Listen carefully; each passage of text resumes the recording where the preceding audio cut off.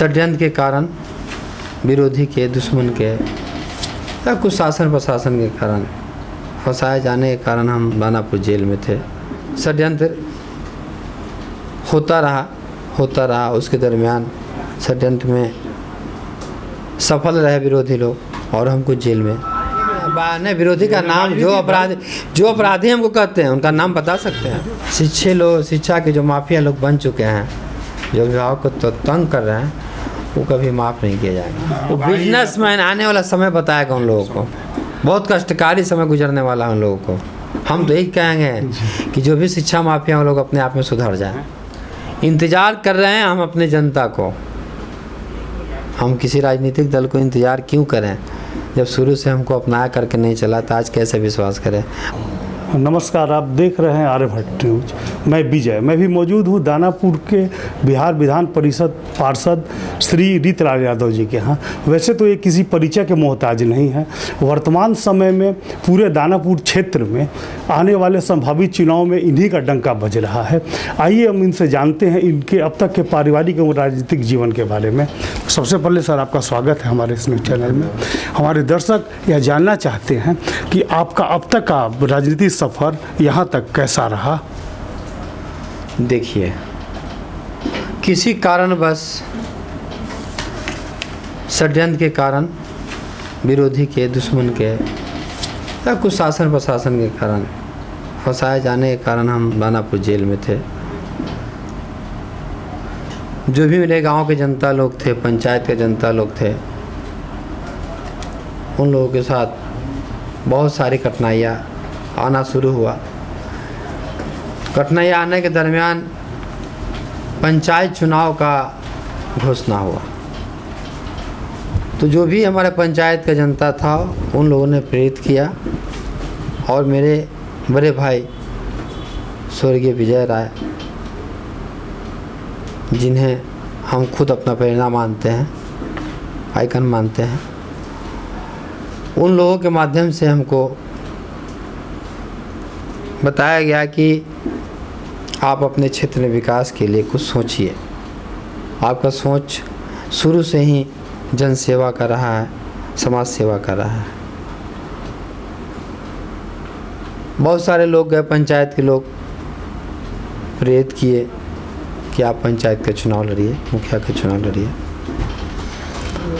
हम लोगों की बात को आदर सम्मान करते हुए हमने पंचायत चुनाव लड़ने की घोषणा की और दानापुर जेल में रहते हुए भी हम मुखिया का चुनाव जीते। उस वक्त से लोगों की चाहत मेरे प्रति बढ़ता चला गया। मेरा पंचायत जो बना पूरे प्रखंड में सबसे नंबर 1 पे था। वही कार्यक्रम देखते हुए लोग आगे का रणनीति तैयार करना शुरू कर दिया। लोग के मन में भावना जागना शुरू हुआ कि नहीं तो मुखिया लायक नहीं है तो विधायक लायक है, MLC लायक है। तो 2009 से विधायक का तैयारी शुरू हुआ। 2010 में चुनाव भी लड़े दानापुर विधानसभा से निर्दलीय प्रत्याशी के रूप में। 42,614 वोट ला करके हम रनर रहे, चुनाव हार गए। उसके बाद में 2015 में चुनाव लड़े MLC का पटना नगर निकाय से। निर्दलीय प्रत्याशी थे उस वक्त भी, बहुत सारे लोग कैंडिडेट थे पक्ष विपक्ष का, लेकिन जनता के अपार समर्थन के कारण उच्च सदन का सदस्य बना करके हमको लोग पहुंचा दिया। फिर मेरे साथ षड्यंत्र होता रहा। उसके दरमियान षड्यंत्र में सफल रहे विरोधी लोग और हमको जेल में कुछ दिन रहना पड़ा। 8-10 साल करीब होने जा रहा है। उसके बाद हम न्यायालय के माध्यम से बाहर आए और आने के बाद जनता ने अपना मन यही बना लिया है कि जो कार्य MLC रहते हुए पूरा करने में थोड़ा सा कमी जो रह गई है, उसे दानापुर विधानसभा का प्रतिनिधित्व करते हुए पूरा करने की मौका देना चाहिए इनको। और उसी मौका के तहत आज लोग हमें आगे लेके चल रहे हैं। सभी लोग कंधा में कंधा मिला करके रहना चाहते हैं मेरे साथ। दानापुर क्षेत्र में यदि आप विजयी होते हैं तो यहाँ सबसे बड़ी समस्या आपको क्या लग रही है?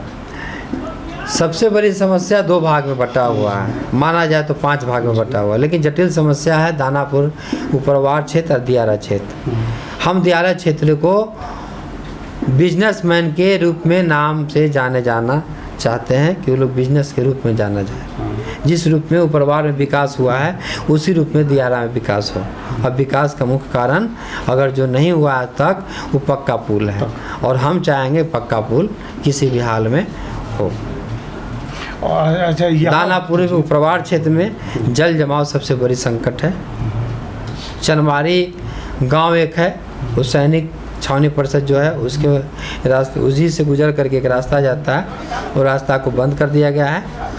और शिक्षा तो रहेगा ही, शिक्षा के जो माफिया लोग बन चुके हैं, जो अभिभावक को तो तंग कर रहे हैं, वो कभी माफ़ नहीं किया जाएगा। आपके दानापुर क्षेत्र में सर मैक्सिमम स्कूल अच्छे स्कूल हैं, मगर वो इतने महंगे हैं कि यहाँ के आम व्यक्ति जो यहाँ के मूल बसिंदा हैं वो अपने बच्चों को पढ़ाने में असमर्थ महसूस करते हैं। असमर्थ बिजनेसमैन हैं, उस बारे में आप क्या? वो बिजनेसमैन आने वाला समय बताएगा उन लोगों को, बहुत कष्टकारी समय गुजरने वाला है उन लोगों को। हम तो यही कहेंगे कि जो भी शिक्षा माफिया वो लोग अपने आप में सुधर जाए। तो ऐसा उम्मीद किया जाए कि यहाँ के आम रहने वाले जो हैं भविष्य में उनके ही बच्चे उन स्कूलों में पढ़ पाएंगे? बिल्कुल पढ़ पाएंगे। जो सुप्रीम कोर्ट ने आदेश दे चुका है कि 10% गरीब का बच्चा हर स्कूल में पढ़ेगा, और उन्होंने खाना पूर्ति करके रखा है, वो नहीं चलेगा। इस पे सरकार भी अभी है, वो कुछ पहल किया था, लेकिन धरातल पे वो चीज़ आया नहीं है। आप वर्तमान चुनाव में, जाने वाले विधानसभा चुनाव में निर्दलीय लड़ना पसंद करेंगे या किसी राजनीतिक दल के साथ? सहयोगी कौन नहीं चाहता है कि मेरे साथ सहयोगी हो? क्या आप अकेले रहना पसंद करेंगे? क्या घर में आप अकेले रहना पसंद करते हैं? तो इसको ये माना जाए कि आप किसी राजनीतिक दल के प्रस्ताव का इंतजार कर रहे हैं? इंतजार कर रहे हैं हम अपने जनता को। हम किसी राजनीतिक दल को इंतजार क्यों करें? जब शुरू से हमको अपनाया करके नहीं चला तो आज कैसे विश्वास करें? अगर जो समय आएगा तो फिर देखा जाएगा। आप अपने साक्षात्कार में हमेशा कहते हैं कि लालू जी आपके अभिभावक हैं, तो इस बारे में क्या आप आरजेडी से चुनाव लड़ने का प्रयास नहीं कीजिएगा? अभिभावक कल भी थे, आज भी हैं, आगे भी रहेंगे। नीति की बात है, अलग बात है। उनका चलने का रास्ता अलग हो सकता है, मेरा रास्ता चलने का अलग हो सकता है किसी विषय पे बात नहीं बनता। बात नहीं बनना तो इसका विरोधी नहीं होता, इसका मतलब। हम सर तो सहयोगी हुआ, परंतु इसका उम्मीद किया जाए कि हर हाल में इस बार आप विधानसभा चुनाव लड़ेंगे? हाँ, लड़ना है, जनता लड़ेगी साथ में। धन्यवाद सर। आज आप देख रहे थे कि ये हमारे रीतलाल यादव जी इस बार आने वाले विधानसभा चुनाव में हर स्थिति में यहाँ के जनता के साथ हैं, और जनता की समस्याओं का निराकरण के लिए ये प्रयासरत भी है और प्रतिज्ञाबद्ध भी हैं। इसी तरह की न्यूज़ों के लिए देखने के लिए हमारे चैनल को सब्सक्राइब करें। नमस्कार।